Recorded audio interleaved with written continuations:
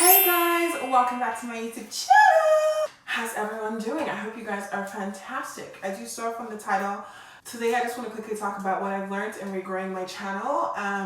Some of you may know and some of you may not know, but I restarted my channel after taking a 7-year break, which is insane for the YouTube world.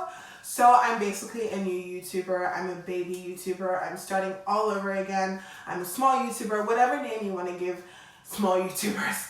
Growing YouTubers. So yeah, so I restarted my channel and I just wanted to share with you guys the tips that I've learned and what's been working for me, and just from doing research and all kinds of things, and what I've done and what I've been doing now with my channel. So in the past, over 7 years ago, YouTube was a lot easier. First of all, the whole rule of having 4,000 watch hours and 1,000 subscribers to monetize wasn't there. Whatever your YouTube channel was, you were monetized and you keep it pushing.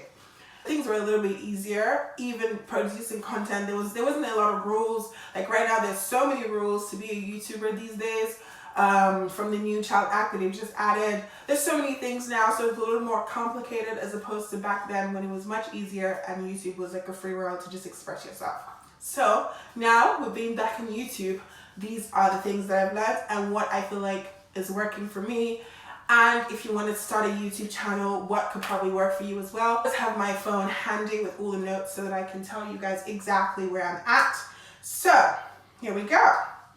So the most important thing I will tell you is to be yourself. No one can be you, only you can be you, and no one can take that away from you. And you are special in your own way. There's people that might identify with you and your personality and feel like, oh my God, this person is so me. I'm gonna do everything that they do. And then they will become avid followers of your channel, avid watchers of your videos, everything. And they will just continue to support you. And there might be a whole plethora of people that feel that way about you. And it's always fantastic. If you look through my comments on my videos so far, which are not a lot of comments, but if you look through my comments so far, you will see that people are always saying, oh my God, I love your personality. I love who you are, blah, blah, blah, things like that. I love your personality, I love your look, whatever it is that they feel like they identify with. And I absolutely love that. So most importantly, be yourself. The second thing I will say is every time, apart from being yourself, the second thing is to always welcome people to your channel. It's very important. I mean, if you look around your channel, if you look at all YouTubers, they welcome people to their channels. Grown YouTubers, big YouTubers, whatever it is. Simply because welcoming someone to your channel just makes them feel like they've been invited to watch and invade your life and invade your privacy, basically. That's how I feel, so I feel like it's very important for everyone to do that. After you welcome people to your channel, please remember that okay, I will say this. Appearance is key. And it depends on what your appearance is. If your appearance is to look like a goth, if your appearance is to look like Dolly Parton, if your appearance is to look like a drag queen, if your appearance is to look like I don't know, handsmaid, whatever your appearance is, look like the star version of your appearance. So appearance is key, I say, look like a YouTube star even if you're not one yet. Like, you will get there. Okay, when I say YouTube star, I don't mean, oh, celebrity. I mean, you want people to watch your videos. You want people to know who you are on the YouTube space. You want people to look for your channel and watch your stuff. So look like you're already a YouTube star, even if you're not one yet. Coming on YouTube and just being like drab and looking like you don't want to be there is not inviting. No one will want to watch a video like that again. Like, it's so important. I've been telling people, I've been seeing some people's channels and like their channel has potential to be great, but then I open a video and they look like scrubs. Like, you don't have to have makeup to look put together, guys. Like, it's not that serious. It's not a makeup thing. I'm not saying makeup is the only way to look like a star. You can be someone that doesn't like makeup, but you look put together. You know what I mean? That's key.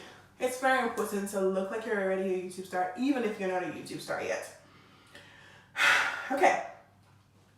The device you use to film, it doesn't have to be the latest camera. I say this all the time to my friends. I'm like, you don't have to use I don't even know, the most expensive camera to film. If you look at a lot of people here on YouTube, they're still using their phones and they have like hundreds of thousands of subscribers. Like Dem and Ika, for example, I know that they use their phones to shoot. A lot of YouTubers on this space use their iPhones to shoot, because most iPhones, first of all, convert really well when they're changed into HD formats to transfer onto YouTube. So they're clear. You just have to make sure that you know how to use your iPhone, because some people use their iPhones and they're in portrait mode, and then they end up putting it on YouTube and it ends up being a little rectangle box in the middle of the YouTube screen, which is ridiculous. It doesn't make you look professional. It makes you look very unprofessional, and it makes your channel look like you don't know what you're doing, and people tend to lose interest when just little things like that, because all you need to do is flip your phone in landscape mode and make the video. It's the same thing. This is what I do. Another thing, make sure that whatever phone you're using is, a phone that has good camera. This doesn't have to be the latest iPhone. It can be any iPhone. I would say probably the last 3 iPhones that have come out, minus the one that's coming out now, the last 3 ones that are out, you can use them to film your videos, and your videos will be crisp and clear. It goes all the way up to 1080 HD, which is the highest on YouTube anyways. So use that. Landscape mode in your phone. Make sure your lens is clean. Make sure your setting is good.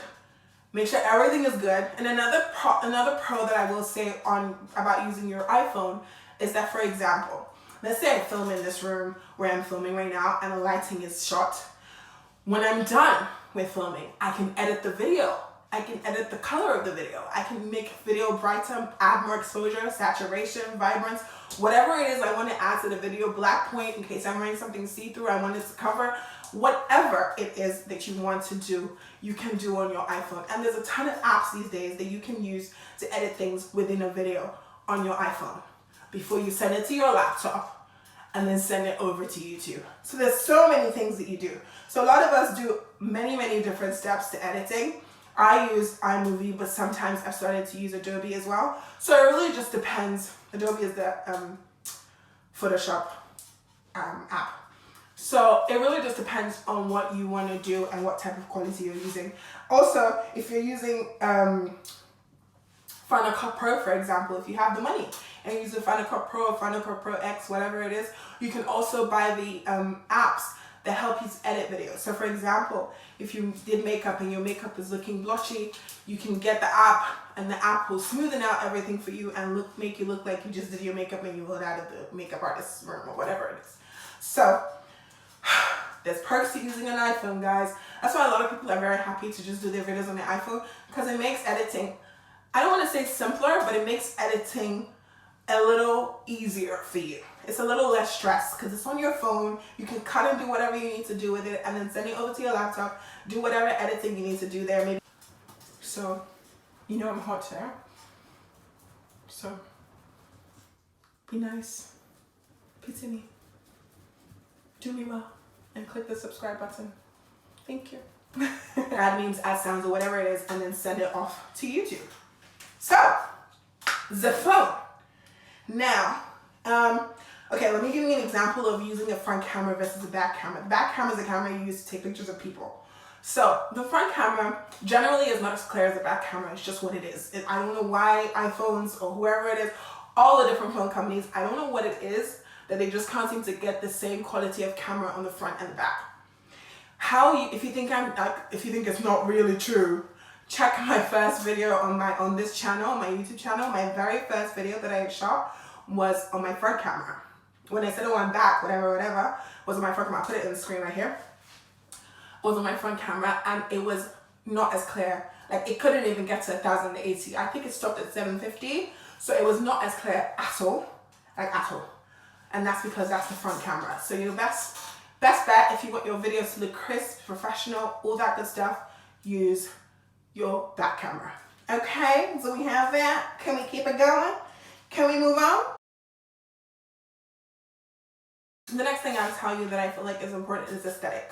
So aesthetic is very important. If you're able to do things like around you, behind you, if you have the space to do it, by all means do it. Dollar Tree has cool stuff that you can use to decorate the back of your screen or whatever, the back of your video, the back of you, whatever, you get what I'm saying, behind you.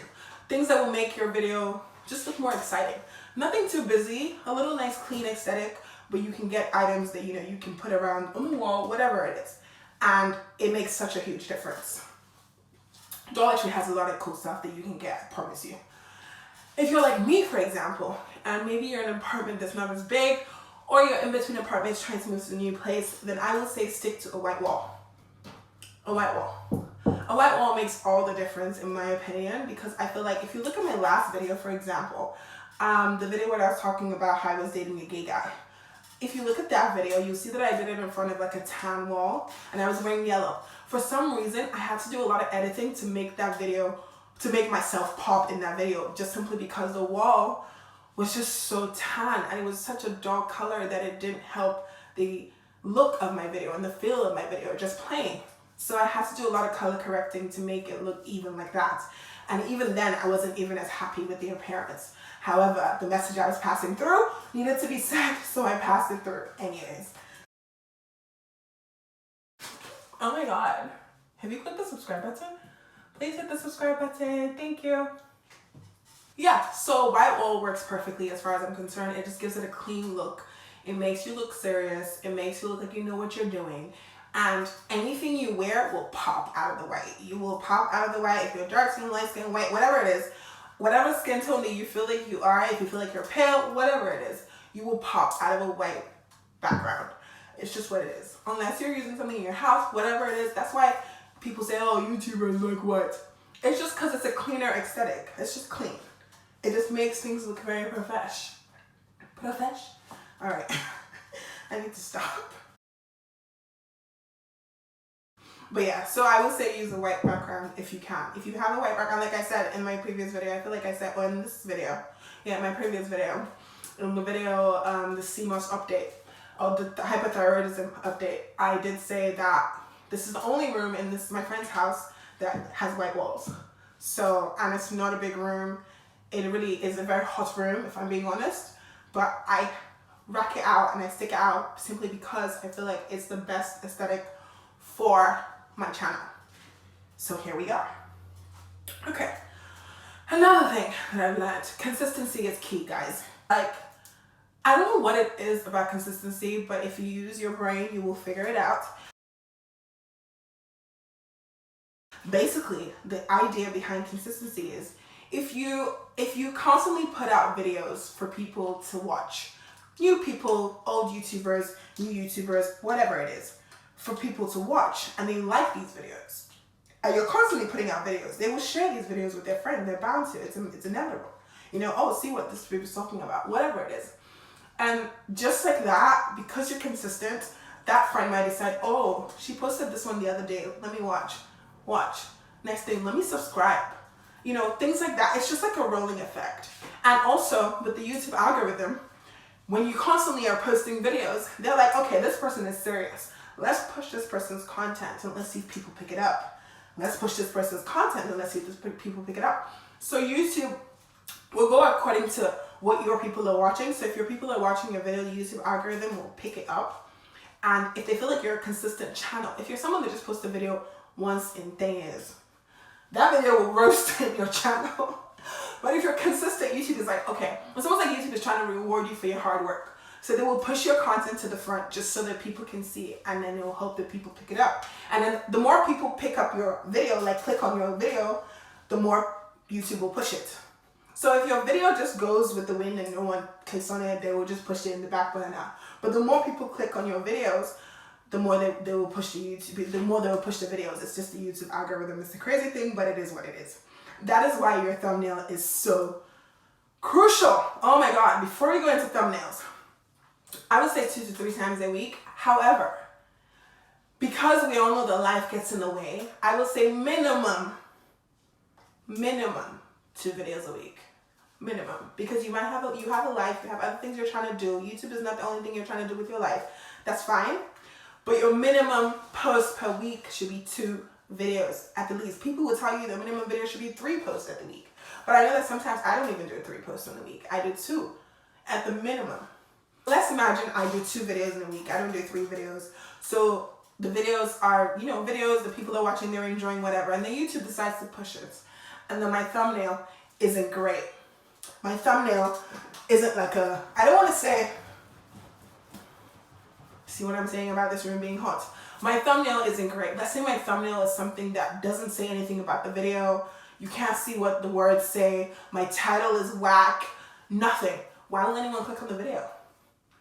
I don't want to say do a clickbait, because a lot of people do clickbaits and they end up ruining their channel because people don't believe anything that they say anymore. They become the person that cried wolf.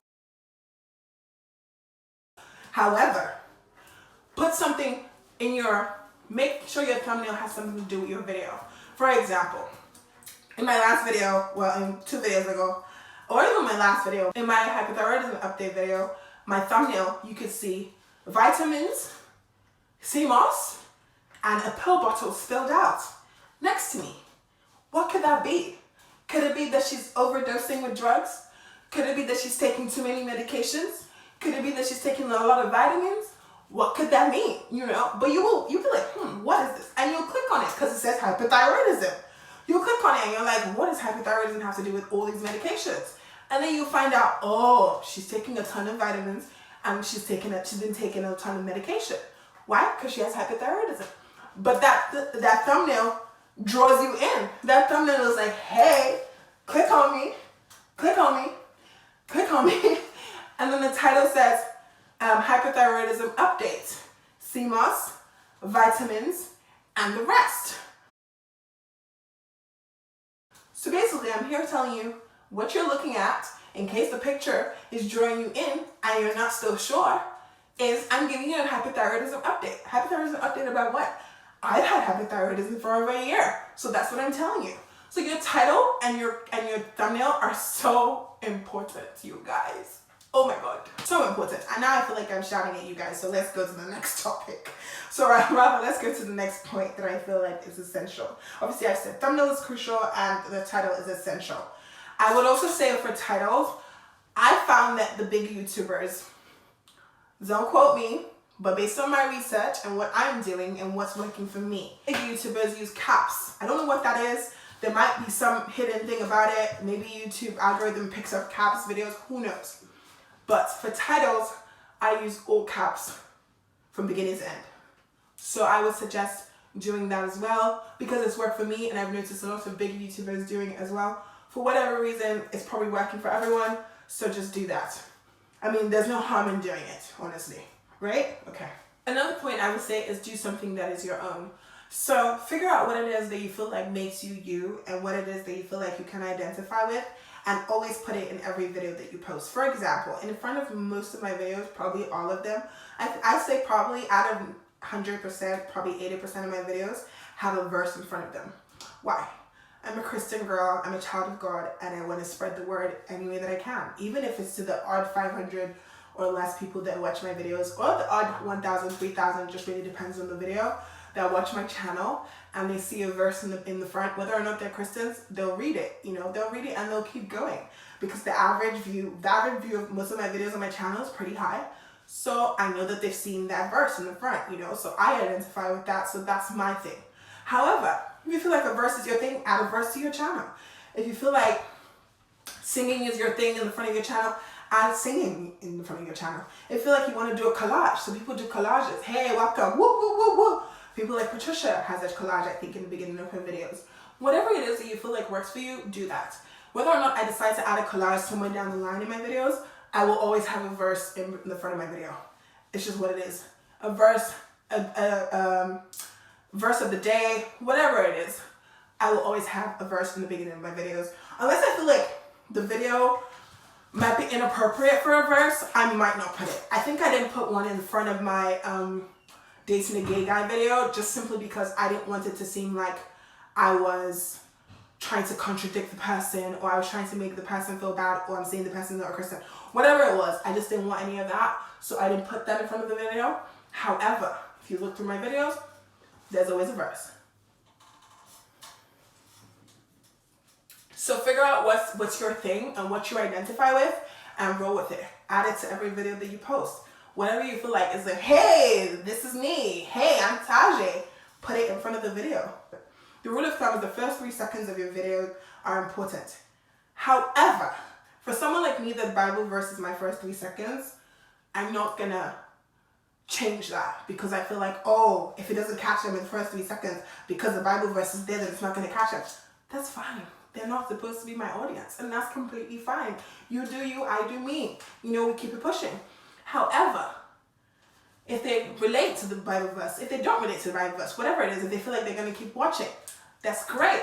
Come on in, you know?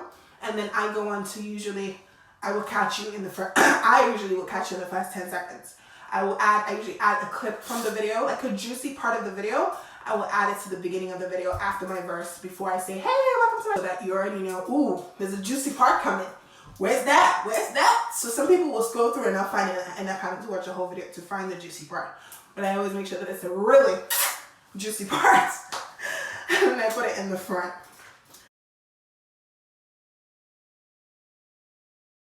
So I would say add some memes and sounds where appropriate. Look through my videos. Some of my videos have some memes, most of them have sounds. But some of my videos have some memes and sounds and things like that. The cricket sound is my favorite sound. I use it. If I could use it in every single video, I would use it. It's amazing. See what I mean? It's pretty awesome. So basically, I would say add memes and sounds where appropriate. A friend of mine, I was talking to a friend of mine, we're pretty cool. And she was like, oh, I watch your videos from beginning to end. First of all, shout out to all of you that watch our videos from beginning to end. God bless you. You know what it is to watch a YouTuber's video from beginning to end?